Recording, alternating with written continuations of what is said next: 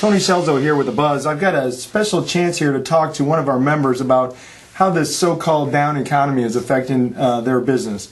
There's been a lot of kind of buzz out there, Dan, no pun on the name of the show, on the fact that we're in kind of a lull here in the economy in central Indiana. How is it affecting you with the Fields Group?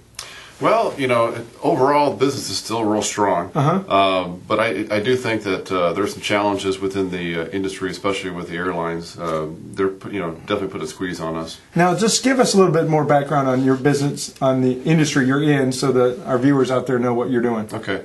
Well, the Fields Group is a travel company that specializes in incentive reward trips for corporations. Okay.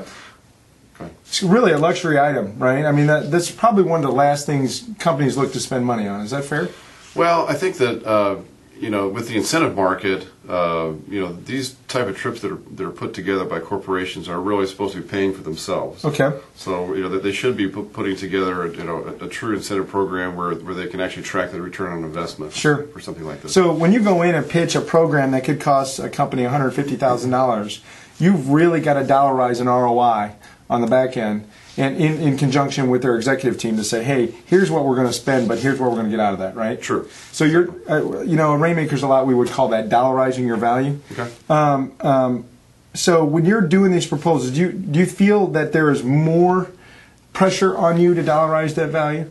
Well, I think that there is pressure in order to work, come up with a true, a good plan, executed, wisely, and as far as the destinations are concerned, and making sure that the budgets are, fitting within, what they're looking to spend. Are they changing destinations? Were they looking at international and now they're going domestic, or? That's true. Some of them are. As I said before, with the rising fuel costs, it's definitely driving the airfares. Sure. There's also been a lot of bankruptcies within the airline industry, which is affected the competition. So in some cases, yes, we are seeing clients that are needing to spend the airfares more for domestic type programs. Okay. So the bottom line is they're spending their money. They're just doing it in different ways, and it really hasn't affected you to much of a degree. That's true. You have to work a little bit harder in your planning, probably work a little bit harder in how you're justifying the ROI for where these people are spending money, but they're still spending it. True. Yes, they are. One of the things that I think it's so great to hear a business like yours is doing well, because you to me are you're on that ragged edge of marketing that sometimes can be thrown into well, that's just a luxury, it's something that we do for the sales team every year, but that you have gone back and you've said, look, here's the ROI, here's what you spent last year, here's what it did to increase sales, and here's why people are doing it. Sure. Does that make sense? Yes. Now, you said that you mentioned the airline industry has kind of thrown kind of a wrench in things. How's that? Expand on that a little bit. Well, perfect example is ATA went bankrupt back in April. Yeah. We had a 757 chartered for a group in December this year, and when that company actually went away, it caused a lot more difficulties within the charter industry because they're a pretty big player, and there are not a lot of charter airline companies out there. Sure. So when we went to replace that charter, the cost increased by about 25-30%. Wow. Now, do you think Indianapolis is destined to get another home base airline? Very unlikely.